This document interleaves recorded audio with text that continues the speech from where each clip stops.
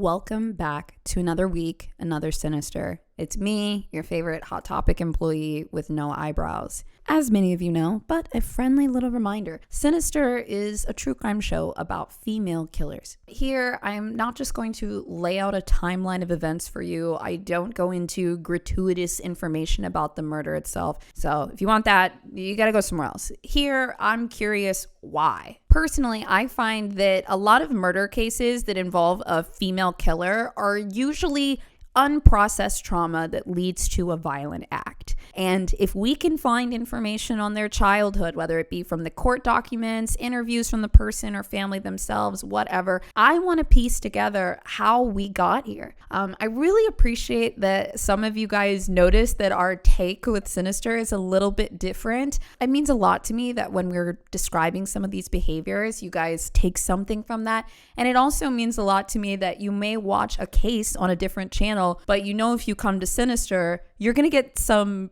different information. And really, I feel like this has more to do with what the host you're watching finds interesting, right? Because true crime cases are just huge. There's so many different areas, from the crime itself, the forensics, the court, the police work, all of that. And personally here, I want to start at the beginning. I want details. I want details on extreme personalities. I want to know about the family dynamics, So anyways, I've talked enough.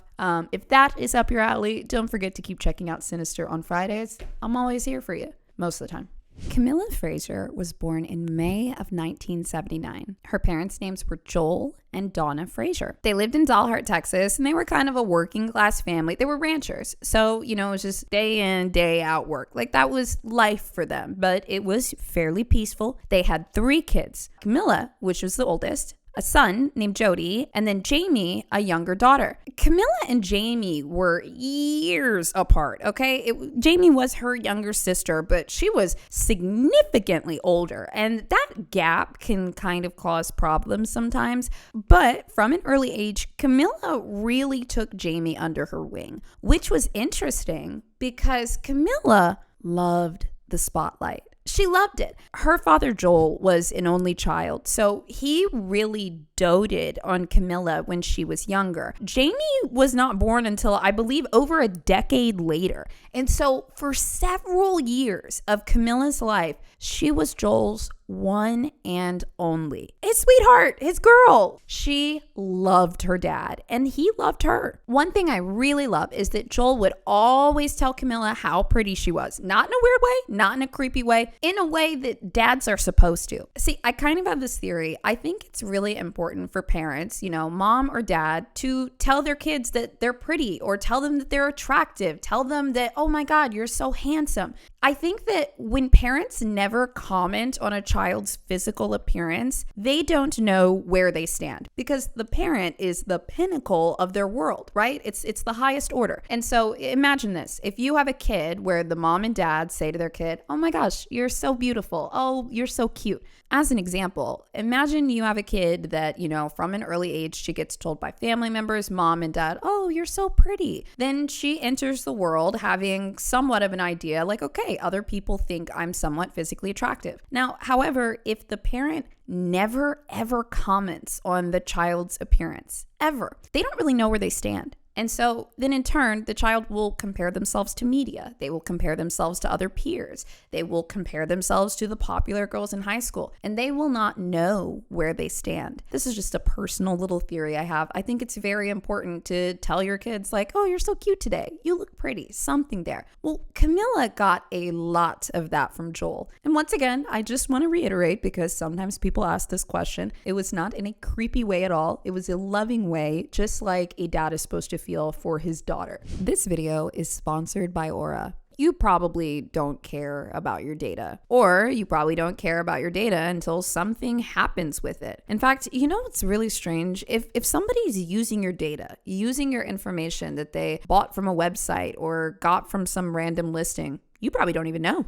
You have no idea that it's even happening. Don't wait to find out what they're doing with your data. Get it deleted now. And I'm very passionate about this. I think you should be protecting your data. I think you should be protecting your family members, your kids, whatnot, things like that. I mean, the internet's a crazy place right now. Aura helps with removal and monitoring. It can track your phone number, email addresses, previous passwords, anything, and it will alert you when something pops up online. But first, they clear out everything that they can possibly find from the public websites. Did you know that? If you search your name, your phone number, I mean, your information is everywhere. Now, what I like about Aura is they give you 14 days free, and they also have packages if you want to add more people on. If you are somebody that's always online, signing up for a lot of different websites, you don't know how much that company has actually invested into any type of cybersecurity, and any information that you put on that website is at risk. So look, don't just chill and wait for it, okay? Be a little proactive if you can. Try Aura for 14 days free. You can go to aura.com/sinister or enter the code SINISTER at checkout.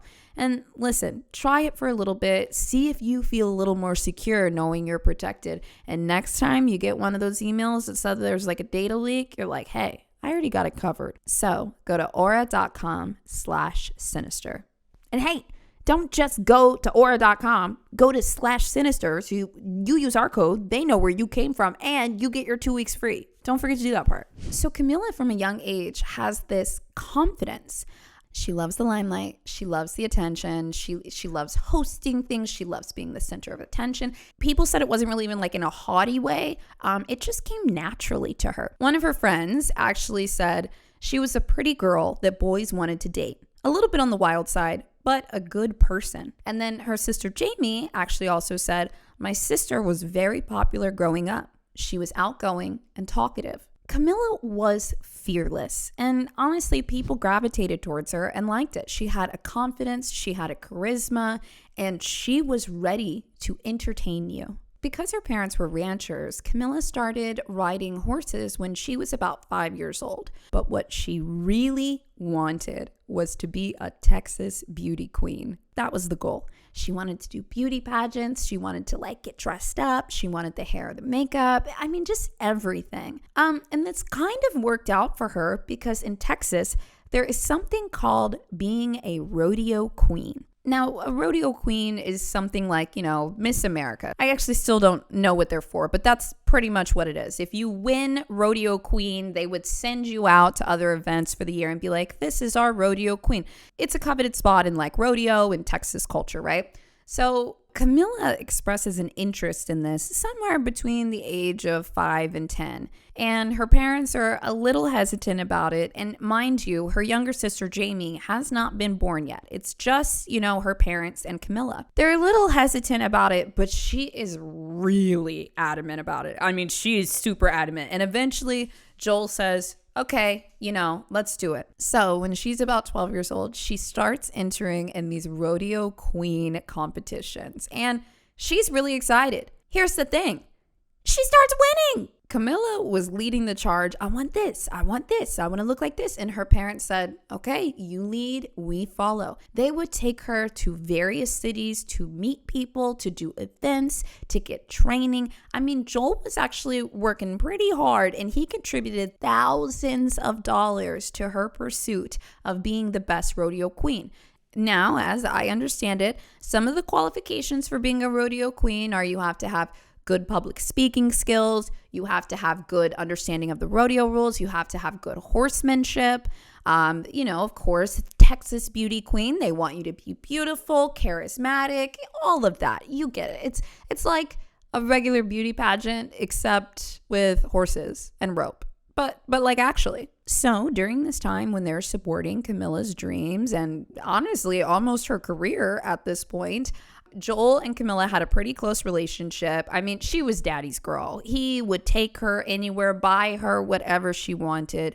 I mean, he really doted on this girl because like I said, Joel was an only child before and he loves his daughter. He loves his daughter. And for many years, it was just him and her and his wife, right? So they're very close in everything the family does. And this is the key thing. Joel and Camilla were close. But everything the family did revolved around Camilla. And Joel made it happen.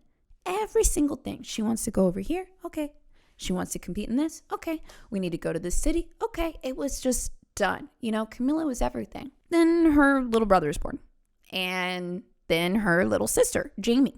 Camilla was 14 years older than Jamie. I told you a little bit about Jamie before in the story, just so you had a little groundwork, but here's around the time that Jamie is actually born. It's when Camilla is 14 years old and she has been competing in these competitions for about 2 years. So just shortly after Jamie is born, Camilla and Jamie's mother gets diagnosed with a liver condition. It was a very rare liver disease, and she had to leave and go to another city for treatment. It was possibly fixable, but, it was something where the family kind of had to step in and take care of each other while she was gone. And Camilla stepped in to really take care of her little sister, Jamie. Camilla started raising Jamie, helping out with it from a very, very young age, and she taught her everything she knows. And what does Camilla know? Horses, rodeo, and being a beauty queen. So she immediately starts teaching Jamie anything she knows about performing,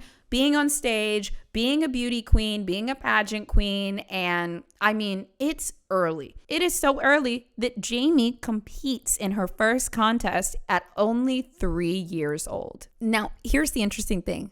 Jamie went to compete for the Little Miss XIT title. Meanwhile, Camilla went to compete for the Miss XIT Rodeo Queen. So basically, this is one of the highest titles in their area. It used to be a farm that had like 150,000 cattle. Like they were famous for having a lot of cattle. I guess they just ran a lot of the economy in Texas in like the 1800s, early 1900s, and the name stayed. But basically, this is a really, really big contest. It's like one of the highest rodeo honors that you can get. And so both of the sisters are competing not against each other, kind of under the same crown, but different age brackets. And they're competing together. In 1996, all of Camilla's training and her training for Jamie pays off.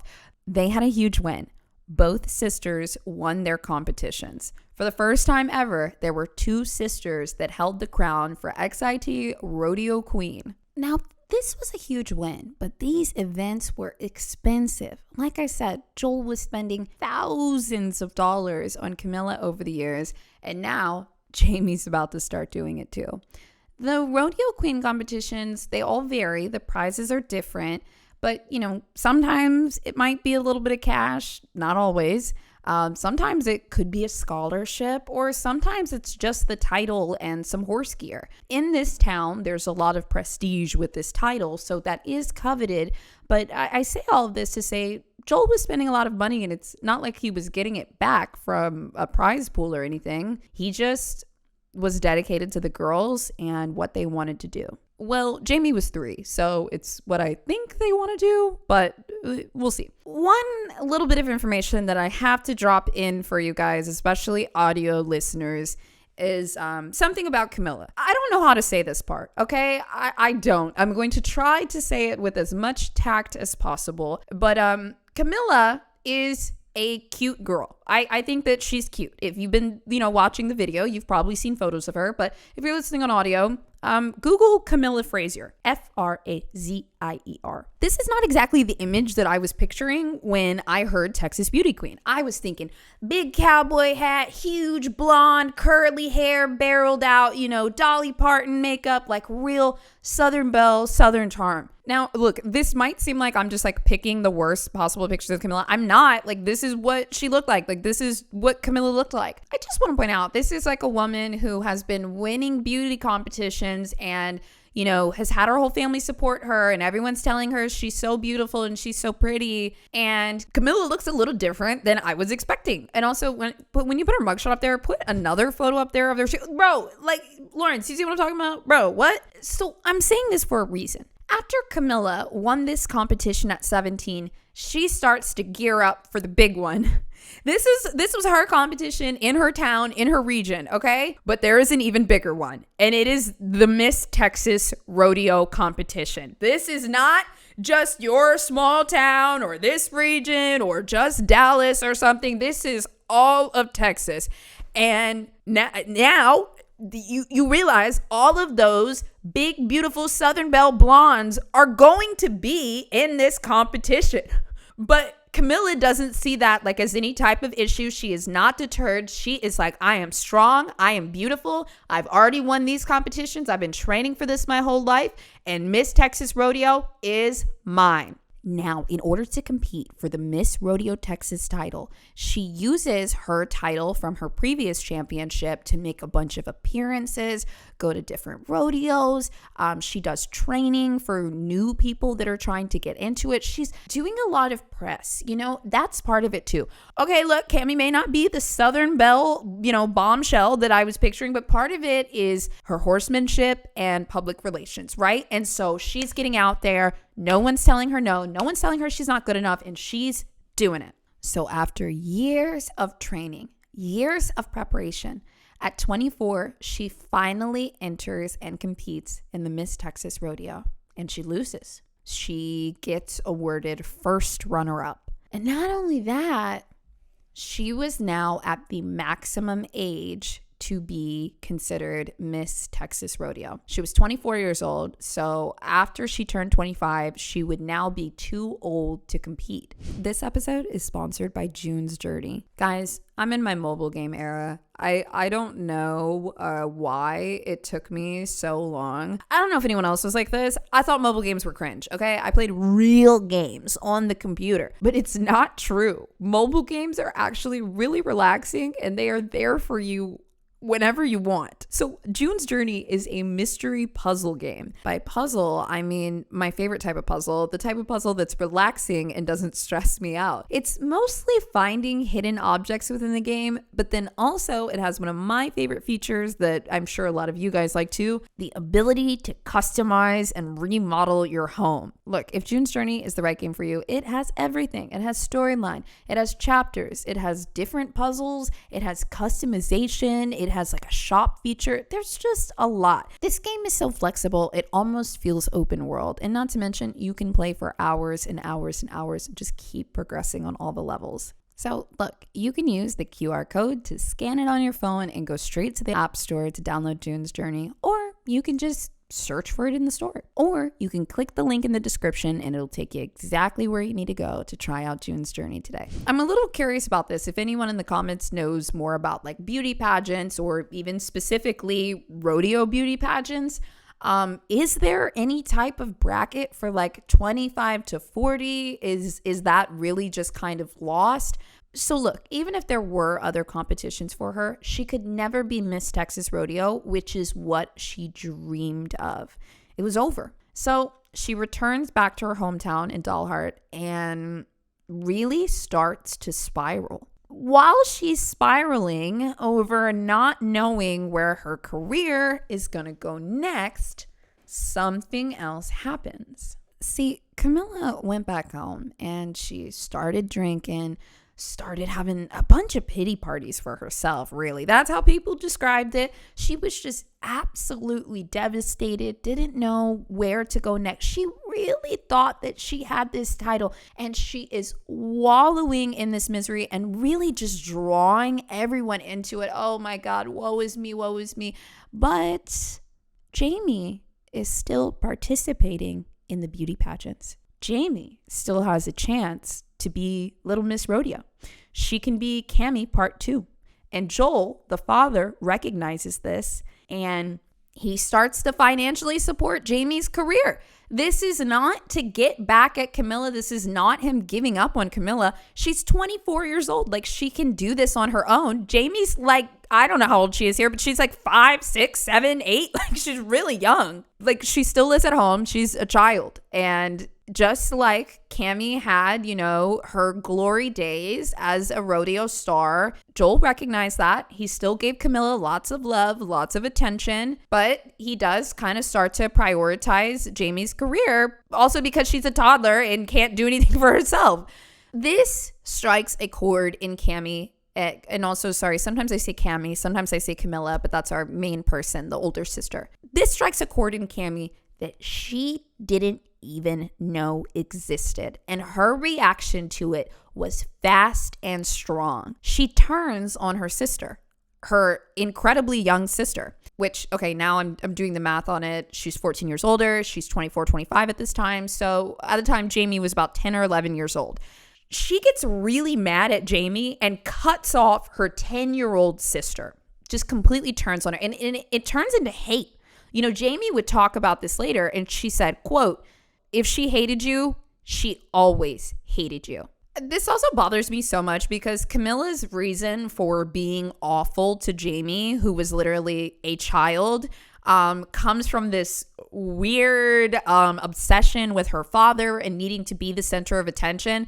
And when you cast hate at a child, they don't understand these type of complex dynamics, and the child just thinks, what's wrong with me? Why do you hate me? What did I do wrong? And they'll try to rationalize it in the best way that a child can, and usually they'll come to the conclusion, okay, I'm the worst person ever, because that's all a kid can come up with. So it just, it really bothers me thinking about Camilla having this harsh, brutal hate for Jamie, who literally didn't do anything wrong. Camilla turns to hating her sister, getting away from Rodeo, and just partying. Lots and lots of partying. A lot of people that were in her circle were doing a lot of meth. I'm not sure if Camilla was, but hey, if your boyfriend and the neighbor and everybody's doing meth, maybe. But I do know that she was partying a lot. She got into the nightlife, and she got this big, huge white Hummer, and she was always driving around, not necessarily sober. She was speeding all the time. She kind of shifted from this disciplined rodeo queen, which, don't get me wrong, she still always had that fun side. But over the years, she really would get in and put in the work to win these competitions.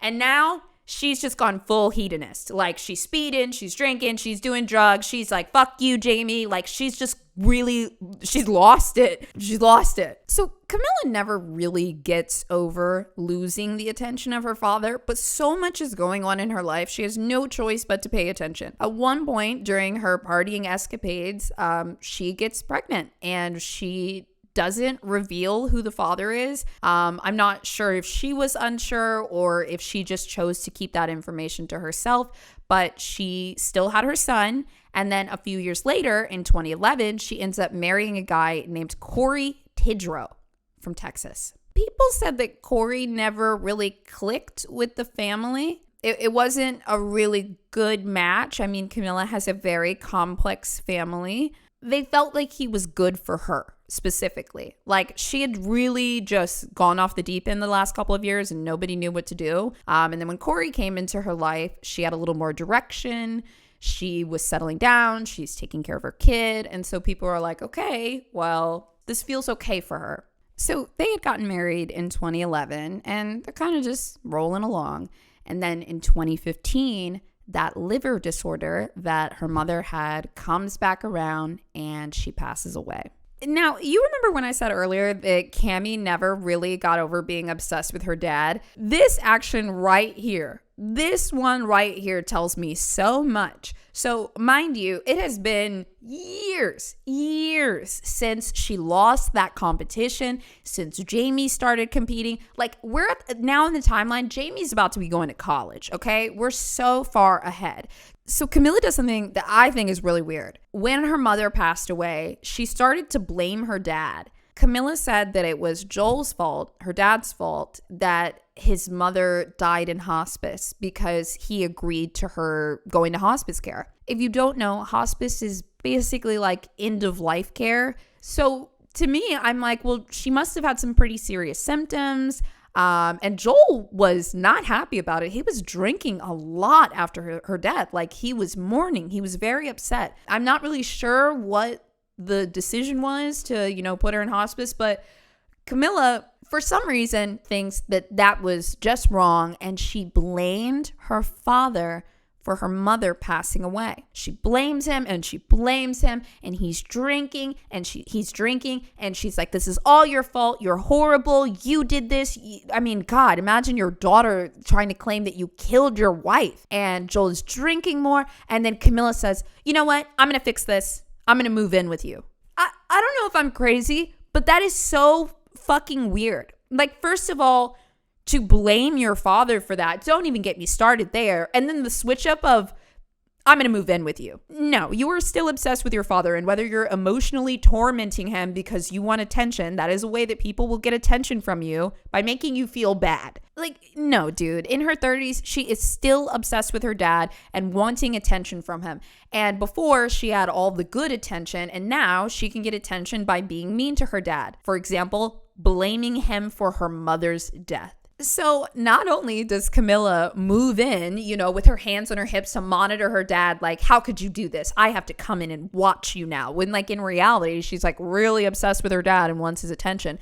Not only does Camilla move in, but she also moves in Corey and their son. They claimed that this was to, quote, keep an eye on him.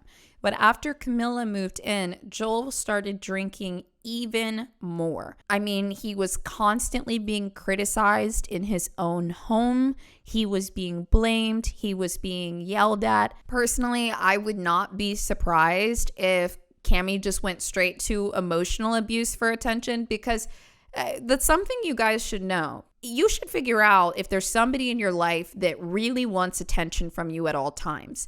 It could be a family member. It could be someone you're close with. It could be a friend. And if they have those traits, you'll notice that sometimes they will be horrible to you to get an emotional reaction out of you, because any attention is good attention. So I would not be surprised if Cammy was being really, really awful to Joel during this time. He also at times would try to date other women, and Jamie didn't like some of these other women either, but Camilla was just like, no, hard stop. She made it very, very difficult for him. Anybody that came into his life was almost immediately cast out by Camilla. Now, here's one part that I just find so ironic. Camilla just completely fucking spun out over Jamie starting to do beauty competitions and Joel supporting her. By the time Jamie went to college, she had been done with the beauty queen competitions for years. She never really even wanted it that bad. Well, maybe she never wanted it that bad, or maybe the pressure from her sister was so uncomfortable that she was like, I'm just gonna not do this anymore. I can only imagine the hate Cammy would have cast on her sister if she began to win titles that she never won. But regardless, Jamie, the younger sister, does not pursue this any further, and she just went to college. So, Cammy made a big deal over nothing. Remember that. Never make a huge emotional deal about something that requires time to fix. Even if you're really upset, sometimes the climate is just not right and you just need a few years of patience. But trust me, an even greater reward is on the other side. So anyways, back to Cammy. She has full control over Joel's dating life. She would actually tell him, I think this is so weird. Camilla would tell her father that she wanted him at home focusing on the family and not with other women. Isn't that crazy? Telling your father that he needs to be at home focusing on the family when he already raised you, and then the other kid here is his grandson? Like, dude, Joel can do whatever he wants. I mean, that's just wild. So once again, I believe Camilla is still obsessed with her father's attention and wants it all on her. Her dad's attention is the only thing that makes her feel special and safe, and she has not developed any other coping mechanisms to feel special and safe, so she has to keep getting it from dad. Like I said, Jamie did not like one of the early women that Joel was dating, but she didn't meet every single person over the years. Camilla was in charge.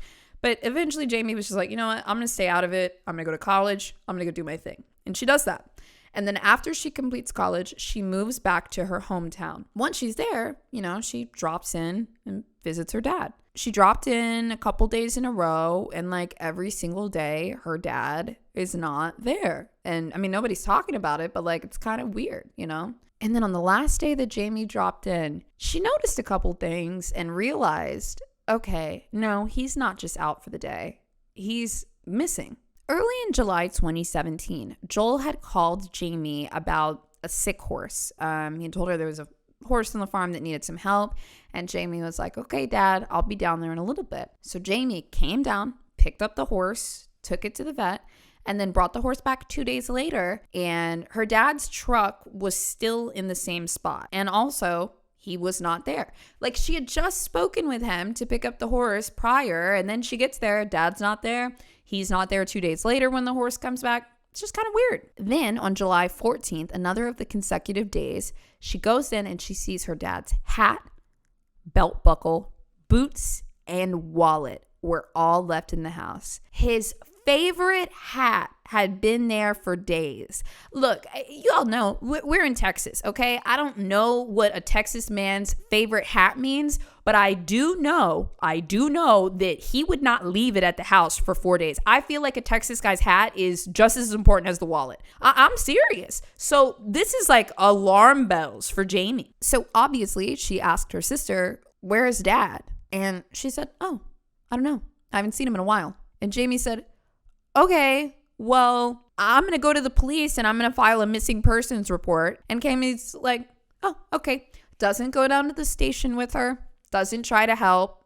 Lets her go, but doesn't say much. So the investigation opened on July 17th, and the chief of police did something called a talk and knock. I'm sure we've seen this in a lot of true crime cases before. The police show up, they knock, ask you a few questions, but I just thought this was funny. I've never heard of a place where they call it a knock and talk, but it feels very Texas. Fun detail. So they ask the family just more information on him. They said he was 6'1", around 180 pounds. And he was last seen wearing a white and orange plaid button-down shirt, Wrangler jeans, tan shoes, glasses, and a cowboy hat, his favorite hat. While they're getting these physical descriptions, Camilla says, oh, he's probably run off with one of his girlfriends. And she kind of just offers it involuntarily. This is also where the police picked up as well that Camilla doesn't like any of her dad's girlfriends. They knock and talk with a couple of different neighbors. And by the end of the day, the 17th, it's official. Yeah, okay, nobody's seen him. He's missing. And they file the missing person report. And they also put out a reward for information leading to wherever he is. The reward was for $2,000. And on that same day that the reward went out, Jamie got a strange text, the younger sister. The text message said, well, for your information, we have him with us right now, and he will be released when you're ready to cooperate with us. So, of course, Jamie goes to the cops. Love this woman, by the way. Something's wrong. She's like, okay, I'm going to go report this. Now, with the police's guidance, Jamie texts them back and she says that she needs proof that he's okay. And the captors said, he's okay, but we'll only send a picture if you send $1,000. Now, the police, they call in reinforcements. That's usually what they do. They go to a larger county that has more resources, and they enlisted the Texas Rangers. The Texas Rangers very quickly tracked down that the text message was coming from Europe. And it wasn't some weird masked thing. It was actually from Europe, and it was just a scam to get $1,000. So that lead was off the table. But the Dalhart police and now the Texas Rangers are all over the case. And the first thing the Rangers say are, okay, well, we're glad you guys did the knock and talk, but let us collect a little information. So they go around to the family as well. And they go and talk to Camilla and Corey, the older sister and her husband. Also, sorry guys, tell me if those little descriptors are useful as I go through the story. I know when certain stories are very name heavy, it gets convoluted. So, we try to put the names at the bottom of the screen, and then I also try to say it a little bit for you guys. But if it's too much and you guys are all the best listeners ever, then cool, I love it, let me know. Now, if you've been watching me for a while, I have said the same thing for years and years and years and years.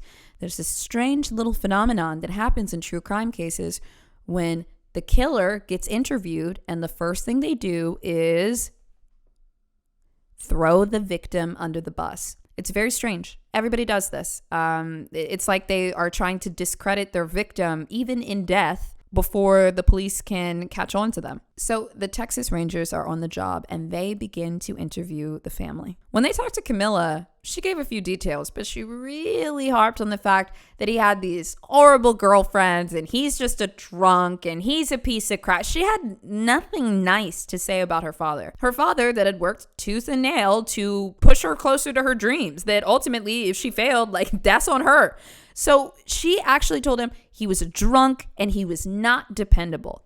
And then they go to Corey, and Corey said, I agree. You know, the last time I saw Joel, he was on a bender. He was just doing drugs. He was drinking. Like, yep, he sucks. And also, his girlfriend sucked too. He continues to defame Joel's character by also telling the police, you know, a few days before he left, he said he wanted to get away from his daughters because they were a pain in the ass. So what have these two done in this interview? They have tried to paint him as a drug addict. They have painted him as a drunk. They have painted him as not dependable, somebody that might run away at the drop of a hat, and also now a bad father that doesn't like his daughters and thinks they're annoying. Oh, they went on a defamation tour. So obviously, the police are going to pick up that this is a little strange. Like, your father is missing and you're not concerned. You're just sitting here talking shit about him. Dude, look, think about this for a second, guys. Think about this. Think of a family member, anybody. It can be somebody you love, hate, whatever. If they went missing, would you take that as an opportunity to get on your soapbox and talk about how much of a piece of shit they were? No, you'd probably give details of the case. And then even if you hate them, you would go, I don't know, think that inside your brain at home. These people said it to the police. That it's just... I digress. The Rangers get so much information from this interview alone, but then of course they start talking to other neighbors. One of the first people they talk to is this woman named Gail, and Gail says that Cammy is always fighting with Joel. She's known Joel for about 13 years. They're drinking buddies. She's seen him sober. She's seen him absolutely wasted, passed out, whatever. She's seen him in so many different states. Like, she knows this guy, you know? When he went missing, Cammy was actually the one that told her. And Cammy told Gail by saying, my father's missing. He's probably on a bender or out with some girl. Yeah, he's the worst. Like, she was literally like smearing him to everybody after he went, quote, missing. And this was interesting. Gail actually said this to the police, quote, Cammy's been a bitch. I'm sorry. She fights with him constantly. Gail felt bad about how Cammy was treating him. And honestly, she just moved her whole family into his house. You guys know I'm throwing my opinions here a little bit, but I try to stick to the story. I just really honestly think that Cammy was obsessed with her dad and then in turn started being mean to him for attention. Any attention is good attention. All it matters to her is that he is emotionally invested and connected with her in some way. Don't forget that. People will bully you for attention just because they want to feel something for you. Especially if you're a really emotional person. Oh, people will love messing with you because they get so much out of you. So then, you know, they talk to this guy, Sammy. Sammy tells the same story. Yeah, I heard from Cammy that he was missing and she said he's probably on a bender and off with some girl. Then they get to Benjamin Buck and they get a really interesting piece of information. Now, they had heard some little rumors of this from other people, but now they started asking this question to everybody. See, the police had heard rumors from different people in the neighborhood that one of the girls, Jamie or Camila, was not actually his. One of the two girls was not Joel's biological daughter. So they asked Benjamin this, and then this is the transcript from the actual police audio. Benjamin said, quote, I remember when Cammy and her sister got into an argument one day. They were like, well, you're just mad because dad said he wasn't your real dad. And the officer said, is that true? And Buck said, yeah. And the officer asked, which one is Joel not the father of? And Buck said, Jamie. Camila was his only real biological daughter. But when his wife had another child, Jamie, and she popped up, he treated her just like she was his daughter. Just like he put Camila through all of her rodeo dreams, he financially supported Jamie in that, emotionally, mentally, everything, you know? And it wasn't even his kid. But when Camila knew this, she used it against her sister and her dad. I mean, you can hear through Benjamin's statement, Camila was literally in the middle of arguments reminding Jamie that Joel's not your dad and I'm his only real biological daughter. You shouldn't even be here. It is very rare that in a case I can tell so much just through the town gossip that somebody is a nasty person. Like, you can tell what Cammy's mechanisms are just through her actions. So with all of this information, just a week after he was reported missing, they got a warrant for Camille and Corey's house. Now, mind you, Joel also lived there. I don't even know why I called it Camilla and Corey's house, because it's not their house. It's Joel's house. They just moved in. But because it's Joel's house and his property, this also means that they were able to seize all of his items, like his iPhone, his wallet, just anything that they could, because they're looking for clues into his whereabouts. During this process, it was discovered that sometime after Donna's death, there was an argument about possessions. This argument was between Joel, Cammy, and Jamie. And Cammy wanted everything from her mother, and also she wanted to make sure that she was fully in Joel's will too. This conversation did not go well, and this was actually the moment that Cammy told Jamie that Joel was not her real dad. To me, that says so much about Cammy. In a heated conversation, something so serious such as the family discussing the mother's will after her passing, Cammy fights blood for blood, and she says, okay, well, you're not even Joel's real daughter. I mean, that's just so dark. That's how Jamie found out that Joel was not her biological father. It was during that conversation. So the investigators uncovered this relationship between Camilla and Joel that was just, it was horrible. It was terrible. You guys have been following along with me, and you're kind of painting a picture of this girl that's just so desperate for dad's attention. But this is the first time that the police really put it together. For Camilla's entire life, she was number one, and then she got jealous of Jamie and Joel's relationship. She began to abuse her father, and Joel really kind of took it for a while because Cammy was daddy's girl. He loved her so much. But eventually, he gets so fed up that he calls his attorney and he takes Cammy out of the entire will. Camilla, done, gone, goodbye. Now, this new will was actually sent to the house multiple times because Joel had to sign it. And the will never came back signed. But something else was really interesting about this will. Not only did Joel take Camilla completely out of the will, but he left everything he had to Jamie. That's how done he was with Camilla. But, she still lived in the house. She was still messing with him day to day. So this will keeps getting delivered to the house for Joel to sign it, never gets signed, and their relationship gets worse and worse because at some point through this, Camilla found out that he had left everything to Jamie, even though he did not initially tell either of the girls. Now, people in the town did not know about the will and what was going on, but they were seeing the fighting. There was a lady named Jenna Thompson. She was a close family friend, and she saw Joel on the last day that anybody had seen him. And she went on to tell police that Cammy was yelling at him on the front porch of their home about dropping her son off. And this lady said, quote, Cammy lost her freaking gourd. She was so angry that I witnessed her slapping the shit out of her dad over that. So that's the first time that we have at least witness confirmation that Cammy is also physically assaulting her dad. And look, there's no proof so far, but with all of this information laid out, all the police need to do is find a way to prove Camilla was involved. For 3 months, nothing happens until one day they get a tip that leads them directly to Joel's body. This anonymous caller tells the police that Joel's body was in an incinerator at a meatpacking plant.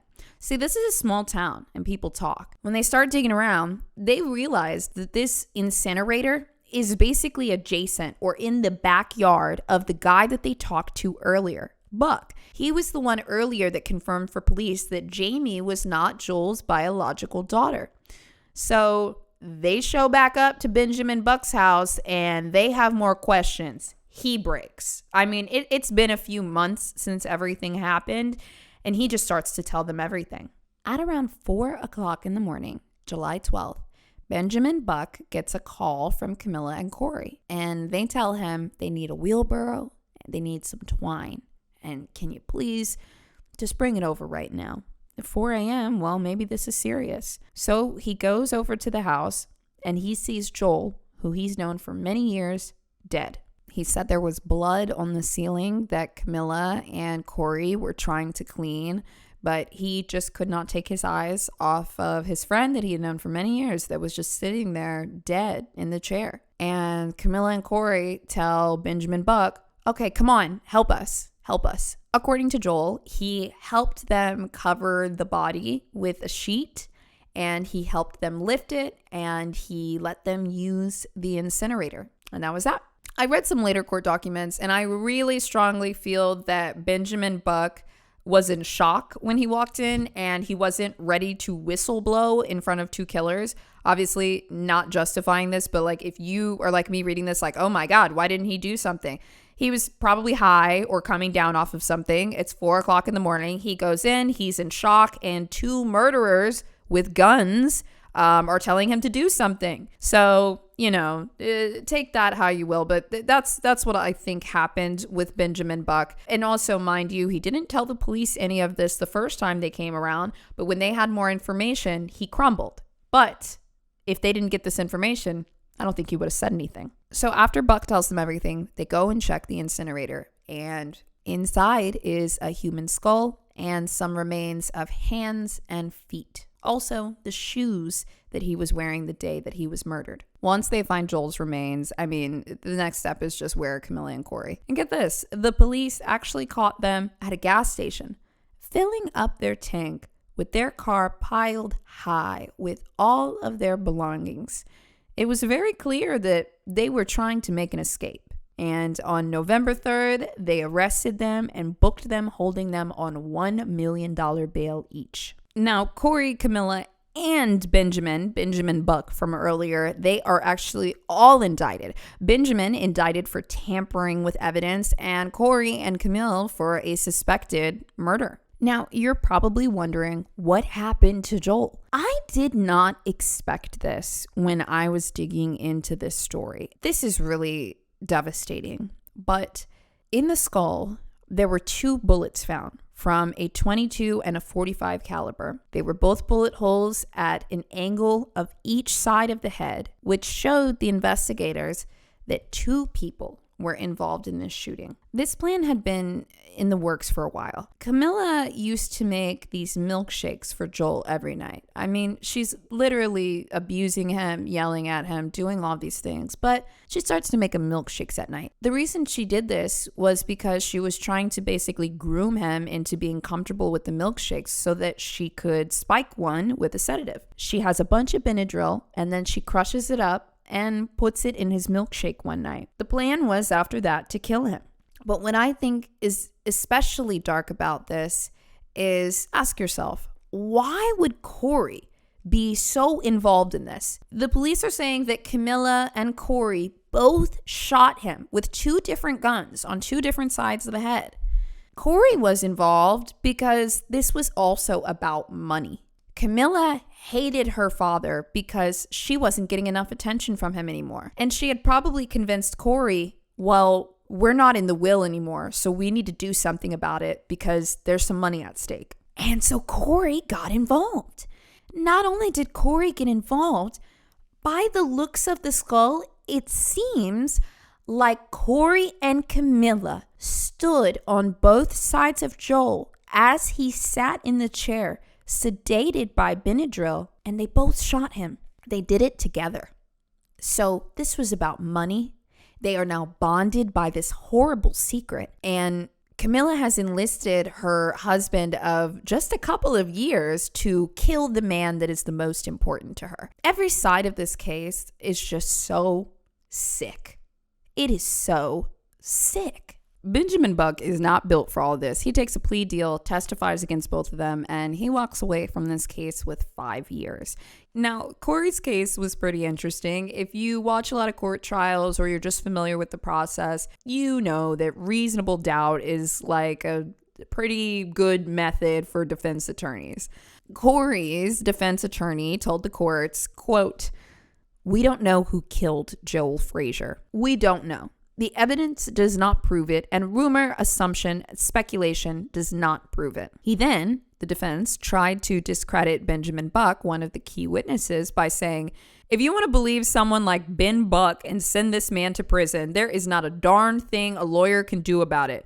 You're going to find that the entire state's case is based on a bunch of criminal meth addicts. So, look, you and I know that Corey did it, but the defense attorney is basically saying, well, we don't know who did it. And also, they're all on meth. So the prosecution fires back, and I really like their statement. This guy's name was Attorney Jeff Barr. He said This is a no-brainer with what I've proved here. This is a no-brainer, folks. From what we saw from the photographs, shooting somebody in the back of the head is intent to cause death. Not recklessness, not negligence, and certainly not accidental. I just love the idea of a good prosecutor going up there and saying, this is a no-brainer, folks. This is a no-brainer. Come on. And look, he was right. It is a no-brainer. The jury swiftly came back with a guilty verdict for Corey and then later in Camila's trial for her as well. The judge sentenced both of them to life in prison. Part of the reason I brought up what the angles were in Corey's trial is this is really interesting. His defense team could have tried to paint